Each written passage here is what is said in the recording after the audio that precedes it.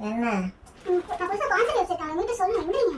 காலைல சொல்லுங்க நான் படுவேன் காலைல எல்லாம் சொன்னது மறந்து போயிடும் மாமா நீங்க போய் எந்திரிங்க மாமா எந்திரிங்க